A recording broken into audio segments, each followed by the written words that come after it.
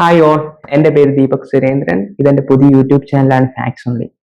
വ്യത്യസ്ത മേഖലകളിൽ നിന്നുള്ള വിവിധതരം വീഡിയോസ് ആയിരിക്കും ഞാൻ ഈ യൂട്യൂബ് ചാനൽ വഴി അപ്ലോഡ് ചെയ്യാൻ ഉദ്ദേശിക്കുന്നത്. ഓരോ വീഡിയോസും ഓരോ വീഡിയോ സീരീസിന്റെ ഭാഗമായിട്ടായിരിക്കും നിങ്ങളുടെ മുന്നിലെത്തുക. എൻ്റെ ആദ്യത്തെ വീഡിയോ സീരീസാണ് മാധ്യമങ്ങൾക്കപ്പുറം.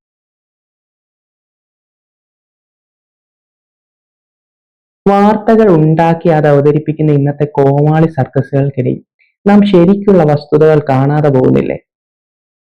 നിങ്ങൾ തന്നെ ഒന്ന് ആലോചിച്ചു നോക്കും. ഇന്നത്തെ കാലത്തെ മാധ്യമ പ്രവർത്തനം എന്നത് സെൻസേഷനലിസത്തിലൂന്നിയുള്ള കാട്ടിക്കൂട്ടലുകളല്ലേ? ഇത്തരം കാട്ടിക്കൂട്ടലുകളുടെയും കോപ്രായങ്ങൾക്കും ഇടയിൽ നാം കാണാതെ പോകുന്ന വസ്തുതകൾ, ആ വസ്തുതകൾ തേടിയുള്ള എൻ്റെ യാത്രയാണ് മാധ്യമങ്ങൾക്കപ്പുറം എന്ന എൻ്റെ ഈ വീഡിയോ സീരീസ്. മാധ്യമങ്ങൾക്കപ്പുറം എന്ന എൻ്റെ വീഡിയോ സീരീസിലെ ആദ്യത്തെ ടോപ്പിക്കാണ് സാമൂഹ്യക്ഷേമ പെൻഷൻ.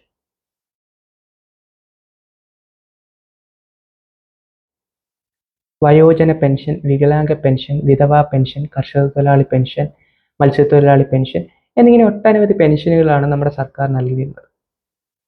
വിവരാവകാശ നിയമം വഴി ഞാൻ ശേഖരിച്ച കുറച്ച് കണക്കുകളാണ് ഈ വീഡിയോയിലൂടെ നാം പരിശോധിക്കാൻ പോകുന്നത്. പ്രധാനമായും 3 സർക്കാരുകളുടെ കാലത്തെ പെൻഷൻ വിതരണത്തിന്റെ കണക്കുകൾ. 2011 മുതൽ 2016 വരെ UDFന്റെ നേതൃത്വത്തിൽ ഭരിച്ച ഉമ്മൻചാണ്ടി സർക്കാർ, 2016 മുതൽ 2021 വരെ ഭരിച്ച LDFന്റെ നേതൃത്വത്തിലുണ്ടായിരുന്ന പിണറായി വിജയൻ ഒന്നാം സർക്കാർ, 2021 മുതൽ ഇപ്പോഴും നിലവിലിരിക്കുന്ന LDFന്റെ നേതൃത്വത്തിലുള്ള പിണറായി വിജയൻ രണ്ടാം സർക്കാർ. ഈ 3 സർക്കാരുകളുടെ കാലത്തെ പെൻഷൻ വിതരണത്തിലെ കണക്കുകളാണ് നാം ഈ വീഡിയോയിലൂടെ പ്രധാനമായും പരിശോധിക്കാൻ പോകുന്നത്. 2011 മുതൽ 2016 വരെ UDFന്റെ നേതൃത്വത്തിൽ ഭരിച്ച ഉമ്മൻചാണ്ടി സർക്കാരിന്റെ കാലത്തെ പെൻഷൻ വിതരണത്തിലേക്കൊന്ന് കണ്ണോടിക്കാം. SSB വഴിയും വെൽഫെയർ ഫണ്ട് ബോർഡ് വഴിയും 2011 മുതൽ 2016 വരെ UDFന്റെ നേതൃത്വത്തിലുണ്ടായിരുന്ന ഉമ്മൻചാണ്ടി ഗവൺമെന്റ് 10,709.5 കോടി രൂപയാണ് ക്ഷേമ പെൻഷനുകളായി വിതരണം ചെയ്തത്. 40 ലക്ഷത്തോളം ഉപഭോക്താക്കളായിരുന്നു അന്ന് പെൻഷൻ ലഭിച്ചുകൊണ്ടിരുന്നത്. ഇനി നമുക്ക് 2016 മുതൽ 2021 വരെ ഭരിച്ച LDFന്റെ നേതൃത്വത്തിലുണ്ടായിരുന്ന ഒന്നാം പിണറായി വിജയൻ ഗവൺമെന്റ് എത്ര രൂപയാണ് പെൻഷൻ വിതരണത്തിന് വേണ്ടി നൽകിയിരുന്നത് എന്ന് നമുക്ക് നോക്കാം.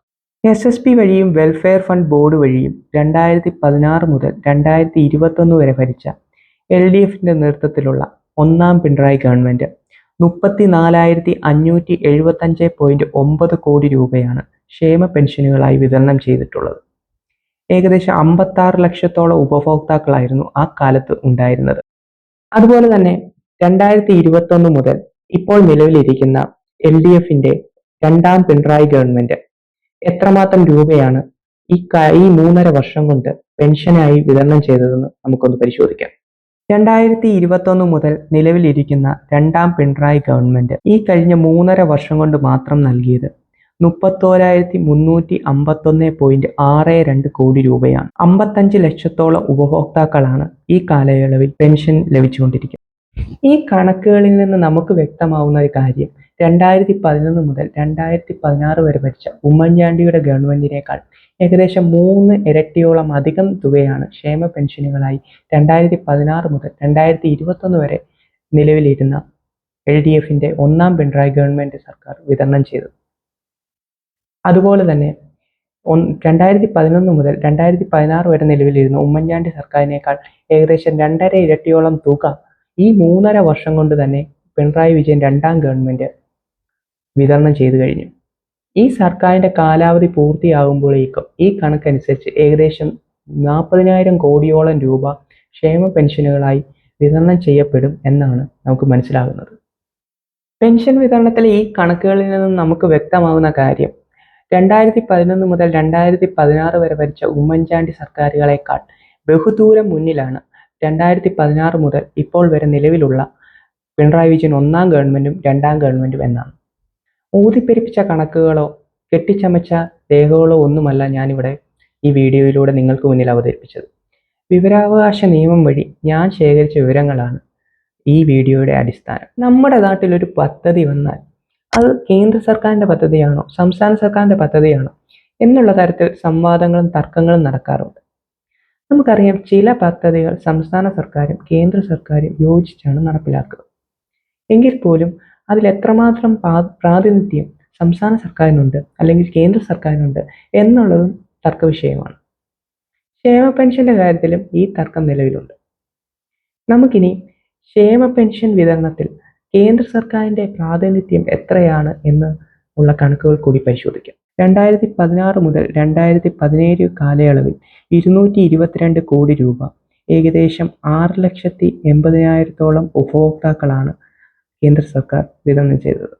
2017 മുതൽ 18 വരെ അത് 217 കോടിയും, 2018 മുതൽ 19 വരെ 222 കോടിയും, 2019 മുതൽ 2020 വരെ 225 കോടിയും, 20 മുതൽ 21 വരെ 231 കോടിയും, 21 മുതൽ 22 വരെ 231 കോടിയും, 22 മുതൽ 23 വരെ 237 കോടിയും, 23-24 കാലയളവിൽ, അതായത് സെപ്റ്റംബർ വരെയുള്ള കണക്കുകളാണ് നമ്മൾ പരിശോധിക്കുന്നത്, ഏകദേശം 75 കോടി രൂപയുമാണ് കേന്ദ്ര സർക്കാർ നൽകിയിരിക്കുന്നത്. ഈ കണക്കുകളിൽ കൂടി പോകുമ്പോൾ നമുക്ക് മനസ്സിലാകുന്ന കാര്യം, കേന്ദ്ര സർക്കാർ ഏകദേശം 1,664 കോടി രൂപ മാത്രമാണ് 2016 മുതൽ 2024 സെപ്റ്റംബർ വരെ ക്ഷേമ പെൻഷന് വേണ്ടി നൽകിയിരിക്കുന്നത്.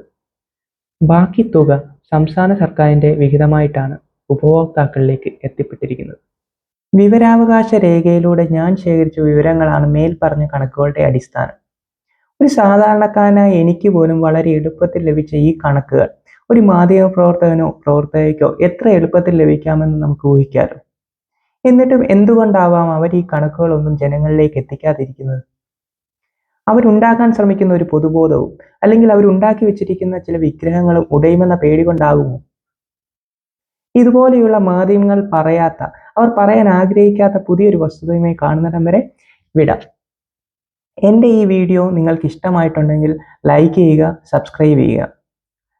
നിങ്ങളുടെ വിലയേറിയ നിർദ്ദേശങ്ങളും അഭിപ്രായങ്ങളും കമൻറ്റ് ബോക്സിൽ രേഖപ്പെടുത്തുക. നന്ദി, നമസ്കാരം.